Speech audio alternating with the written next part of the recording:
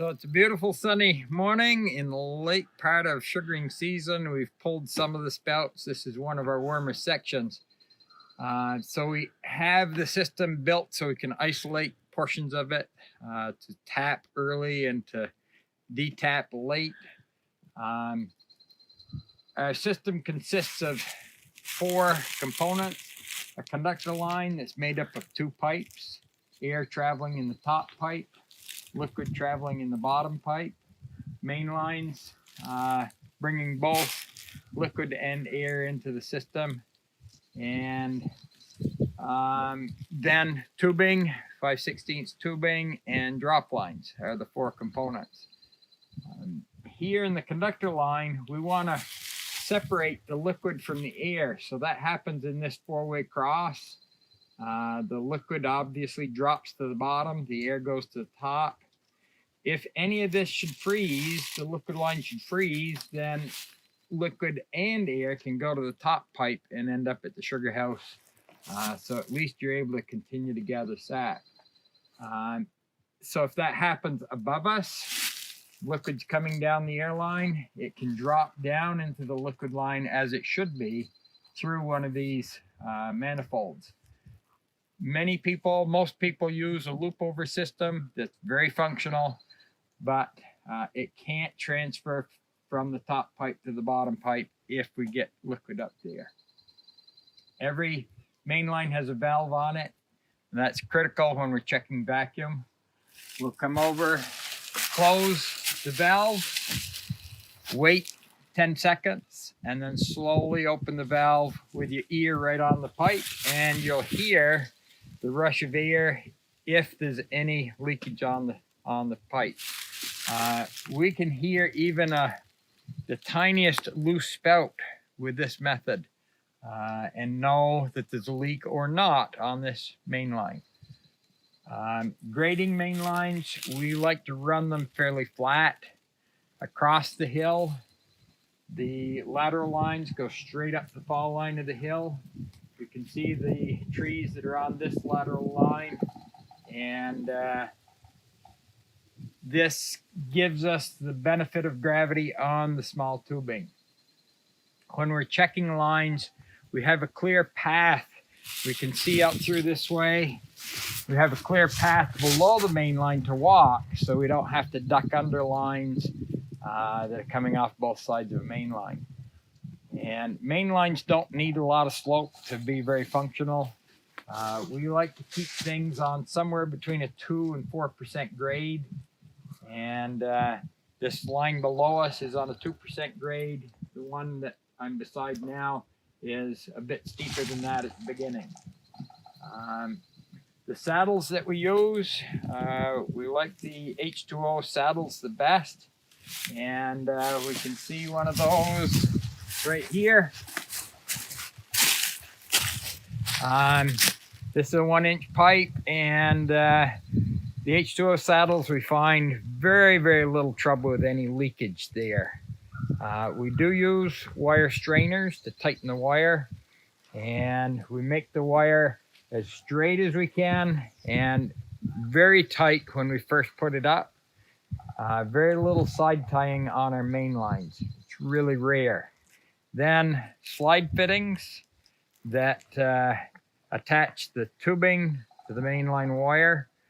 The slide fitting gives us a lot of flexibility to grip the slide on the tubing at the right place and get the tension that we want on our tubing. Every slide fitting, every lateral line puts a side pull on our mainline wire. As we sight up through this way, we'll see we're pulled over into the hill. So that gives us our final tension on the wire itself and some flexibility. If something falls on this wire, it can slide down the trees. It'll stretch our tubing a little bit and go to the ground. We then take off whatever's fallen on it, and it springs right back up, and we're back in business with minimal damage. Every main line, every pipe in the woods gets a grip on it to hold pipe tension in this direction. At the far end, we put a plug in the end, and we attach a wire to that plug so that we hold tension that way. As you look up through, you'll see this pipe is nice and straight under the wire, and our wire ties are not terribly close together. We don't necessarily put the tag on the wire tie pointed up like everybody thinks you have to. We put them where it's easiest to install them, because we put hundreds of thousands of wire ties on, probably millions of wire ties on, and putting them on easy is important. But it's tension that keeps our pipe under the wire, not wire ties. They just hold the pipe to the wire. Our spacing on main lines, we like to keep our spacing between 125 and 150 feet apart. And we're typically in a woods of this density, we're picking up 4 to 5 taps per lateral line. But if we get a spot where unusual density puts us up to 10 or 12 on a lateral line, not concerned about that in the least. It does not hamper our productivity. It becomes a maintenance issue if we try to get more taps on every lateral line. It makes them long, subject to get sucked under the snow. So our spacing, again, 125 to 150 feet. And sometimes that's determined by where you have anchor trees. This isn't a prime anchor tree, but it's an adequate anchor tree. We're pulling in both directions.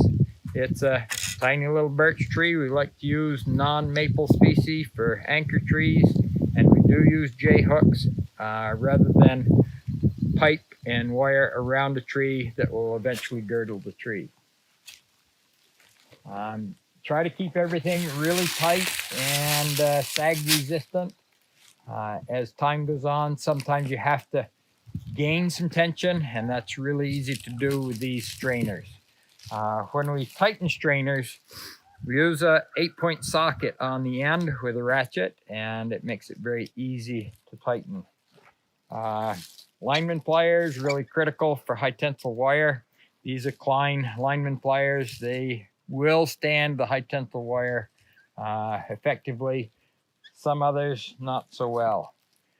When I put out wire, I don't flag out everything in advance. I know where the conductor line is going to be. That goes in first. And then I just set out with my sight level and pick my grade and make the lines parallel to each other. That keeps the spacing uniform all the way up through. And while I'm putting out wire, I can't necessarily see the wire below me. Sometimes I can, but not always. And keeping them parallel keeps their spacing good. If I were to flag out everything in advance, it would take me twice as long to put up a system. And I'm getting along in years now, so I have to save my mileage. And so that's the basic layout. The conductor system inherently goes straight up the fall line of the hill. That's ideal. We want the liquid to have the benefit of gravity coming down the hill. And we do show over here a 2-inch conductor line that's going out to pick up about 12,000 taps. And that's pretty flat here, going out through at a 2% grade. But in all of the cases, we keep our conductor lines as steep as possible.